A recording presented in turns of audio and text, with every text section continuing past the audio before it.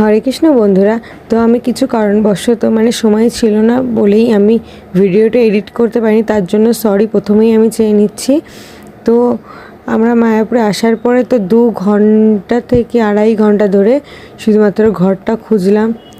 তাতে দিনটা ছিল গুরু পূর্ণিমার আগের দিন এবং সেই দিনকে ছিল শনিবার রবিবার এমনিতে ভিড় হয়, দ্বিতীয়ত ছিল গুরু পূর্ণিমা, তো আরও বেশি ভিড়। তো আমরা আস্তে আস্তে এগিয়ে যাচ্ছি টিকিট কাউন্টারের দিকে, নামহাটা ভবনে। তো আমরা টিকিট কাউন্টারে চলে আসলাম। তো এখানটাতে যেটাবো আমি জিজ্ঞাসা করলাম, তো ঘর পেলাম না। তারপরে চলে আসলাম গীতা ভবনে।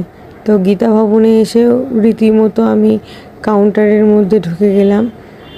তো সেখানটাতে আমরা টিকিট পাইনি, দুঃখের বিষয়।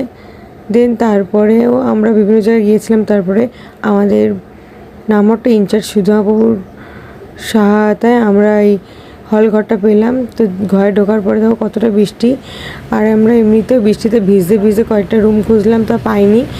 তো এখানটাতে অবশেষে পেলাম হল ঘরটা। তো একদম 4 তলায় 95 নম্বর রুমটা ছিল আমাদের রুম। তো এখানে সমস্ত পরিষেবাই ভালো, আমার খুব ভালো লেগেছে। এবং আপনারাও আসলে থাকতে পারেন নামহাটা ভবনে। কত কী দাম আমি সেটা তো জানি না, যেহেতু আমি হল ঘরে ছিলাম। তো লাস্টে আমরা প্রণামীও দিয়েছিলাম অবশ্য। আমরা চলে আসলাম মন্দিরে আরতি দর্শন করার জন্য। হরে কৃষ্ণ বন্ধুরা, তো আজকে আমি চলে আসছি মায়াপুরে। তো আজকে মায়াপুরে অনেক জায়গায় ঘুরেছি, আজকে গুরু মহারাজের দর্শন পেয়েছি। আমি জানি না কোন ভাগ্য করে পড়েছিলাম। আমি বাড়ি থেকে ভগবানের কাছে সবসময় প্রে করছিলাম যেন আমি এখানটাতে এসে গুরু মহারাজের দর্শন পাই। তো সেটাই হলো আমার সঙ্গে। তো কতটা যে ভগবান কৃপালু সেটা না বললেই নয়। তো আমি এখানটাতে ঘুরতে এসেছি।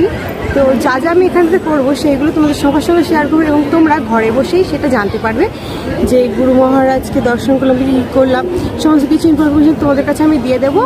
এবং তোমরা কখনো মনে করবে না যে তোমরা ঘরের মধ্যে রয়েছো, তোমরা সবসময় মনে করবে যে হ্যাঁ আমরা ওখানটাতে উপস্থিত রয়েছি। তো এইগুলো উপভোগ করতে গেলে আমার সঙ্গে থাকুন, সাথে থাকুন। তো যথারীতি আমরা আরতি দেখার পরে নামহাটা ভবনের দিকে রওনা দিলাম প্রসাদ পাওয়ার উদ্দেশ্যে। তো ওখানকার খুব সুন্দর প্রসাদ ছিল।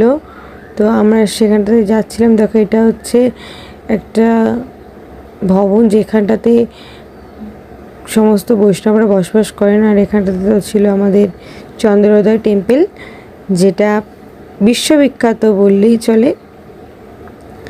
তারপরে দেখো আমরা আস্তে আস্তে এই সাইডের রাস্তা দিয়ে চলে যাচ্ছিলাম সোজা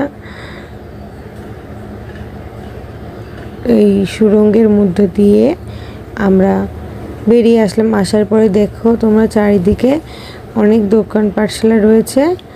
তো সেই দোকান পাঠশালাতে কিন্তু অনেক কিছুই পাওয়া যায় এবং অতি কম দামে পাওয়া যায়। একটু বার্গেনিং করলে হয়তো আরও দাম কমবে, সেটা আমি জানি না, যেহেতু আমি বার্গেনিং করিনি। যেটা দাম সেটাই আমি দিয়েছি, যেটা প্রভুরা চেয়েছেন সেটাই দিয়েছি। দেখো এই সামনে রয়েছে গদা ভবন। এখানটাতেও আমরা বাড়ি খুঁজতে এসেছিলাম, রুম খুঁজতে এসেছিলাম, তবুও পাইনি। আমরা অনেক দূরে গিয়েছিলাম, সেই নিত্যানন্দ ভবন পর্যন্ত, কিংবা এই সাইডে গিয়েছিলাম হসপিটাল পর্যন্ত, এদিকে গিয়েছিলাম গীতা ভবন পর্যন্ত। তা কিচ্ছুই আমরা ফাঁকা পাইনি। অবশেষে কে সাহারা হলো সেটা বলেই দিয়েছি তোমাদের আগে। তো আমরা চলে এসেছি প্রসাদ পেতে। এখানটায় দাও কতটা ভিড়, যেহেতু গুরু পূর্ণিমা আমি বলেছি। তো এখানটাতে হাত ধোয়ার সিস্টেমটা খুব সুন্দর। হাত ধুয়ে চলে আসলাম প্রসাদ পেতে। এখানটাতে ডাল ছিল, 2 রকম সবজি ছিল, আর সাথে ছিল অমৃতের স্বাদ।